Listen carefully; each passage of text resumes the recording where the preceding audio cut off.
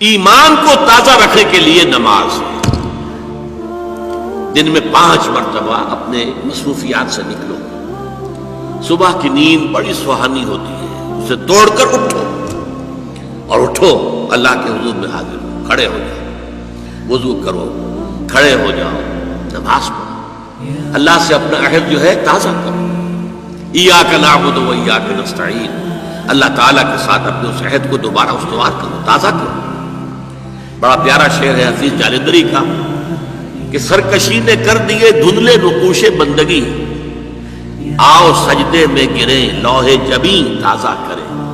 لوح کہتے تختی کو، جیسے تختی ہوتی تھی ہم لکھتے تھے پھر تازہ کرتے تھے اس کے اوپر، پھر دوبارہ گاچھنی سے اس کو دوبارہ جو ہے تاکہ اس پر لکھا جا سکے۔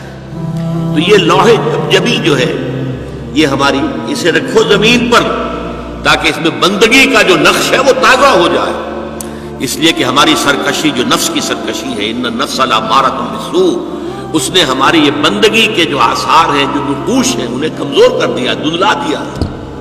تو نماز ایک ستون ہے، اور یہ جان لیجئے کہ اسلامی معاشرے کے اندر اس کی تنظیم، اس کی آرگنائزیشن کے لیے یہ یوں سمجھیے رکن رکین ہے، یہ عمود ہے، یہ سب سے بڑا جو ہے بنیاد ہے۔ اب آپ کو معلوم ہے کہ اسلامی معاشرے میں ایک فرد ہے مسلمان، اس کی زندگی بھی اگر وہ نمازی ہے اور نماز کا حق ادا کرتا ہے، اس کی زندگی گویا کہ نماز کے گرد گھومتی ہے، اس کا سارا نظام الاوقات جو ہے نماز کے حوالے سے طے ہوگا۔ فلاں کام کرنا، اچھا بھائی عصر کی نماز کے بعد، وہ کوئی ایسی اپائنٹمنٹ نہیں کر سکتا کہ جس میں عصر کی جماعت جو ہے اس کا معاملہ جو ہے وہ خطرے میں پڑ جائے، مغرب کے بعد اس کا سارا معاملہ چلے گا، اس کا روٹین جو ہے اسی کے گرد گھومے گا۔ یہ گویا کہ کھوٹا ہے جس کے گرد اس کے معمولات زندگی جو ہے، اس کی چکی جو ہے وہ چل رہی ہے۔ اسی طریقے سے معاشرہ، اب 5 مرتبہ دن میں مسلمان مسجد میں جمع ہو رہا ہے، ایک امام کے پیچھے کھڑے ہیں، اور ایک دفعہ ہفتے میں جو ہے بڑی آبادی کے لوگ جو ہیں مسجد جامع میں جمع ہو گئے۔ یہ اسلامی معاشرے کی ایک تنظیم ہے۔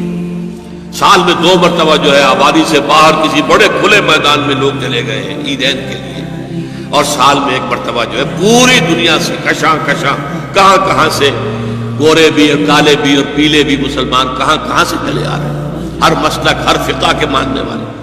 یہ ایک تنظیم ہے جو نماز کے گرد اور حج کے گرد ہو رہی ہے، اور یہ نماز جو ہے در حقیقت بندے کا تعلق اللہ کے ساتھ استوار کرنے کا سب سے بڑا ذریعہ ہے، اس لیے کہ ہمارے معمولات جو ہیں وہ ہمیں اللہ سے غافل کر دیتے ہیں، ہم گم ہو کر رہ جاتے ہیں۔ بڑا پیارا شعر ہے اقبال کا، کافر کی یہ پہچان کہ آفاق میں گم ہے، مومن کی یہ پہچان کہ گم اس میں ہے آفاق۔